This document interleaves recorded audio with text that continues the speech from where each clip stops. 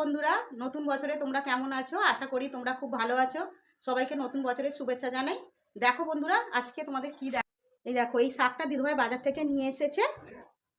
এটাকে আমরা ছোলা শাক বলি। এই শাকটা আজকে তোমাদেরকে রান্না করে দেখাবো। তোমরা কি চেনো এটা কি শাক বলে?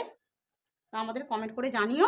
এই শাকটা কেমন করে রান্না করে তোমাদেরকে দেখাবো, আর কিরম করে বাছে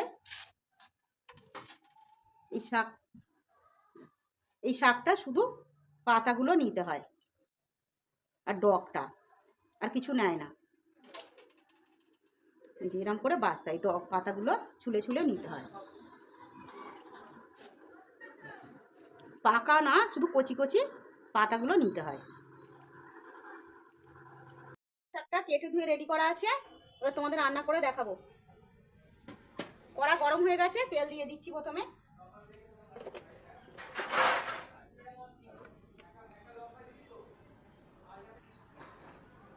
আমার গরম হয়ে গেছে, এবার বড়িটা ভেজে নিচ্ছি।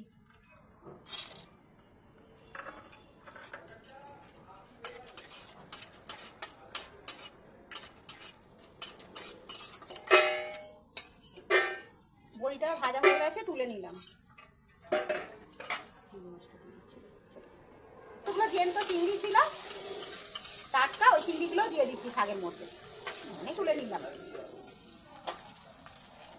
দিয়ে দিলাম। 5 মিনিটটা ভাজা হয়ে গেছে, এবারে লঙ্কাটা দিয়ে আলু আর বেগুন দিয়ে দিলাম।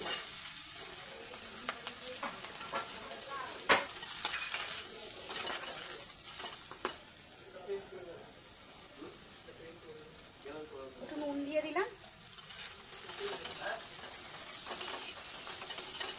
দেখো, সবজিটা আমাদের ভাজা হয়ে গেছে। এবার হলুদটা দিয়ে দিলাম একটু।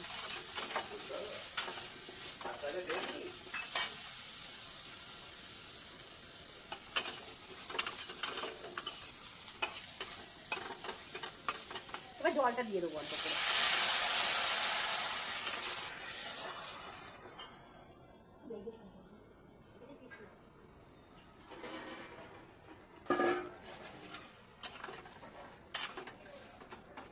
দেখো বন্ধুরা, এবারে শাকটা দিয়ে দিচ্ছি, ওপর দিয়ে সাজিয়ে দিচ্ছি। বড়ি, চিংড়ি মাছ সব দিয়ে দিলাম, দিয়ে চাপা দিয়ে দিলাম।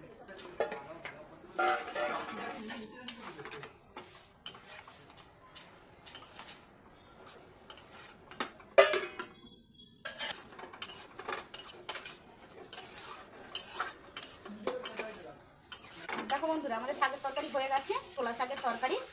এবার নামিয়ে দিচ্ছি। বন্ধুরা, আমার রান্নাটা যদি তোমাদের পছন্দ হয়ে থাকে তাহলে একটু সাবস্ক্রাইব করে দিও।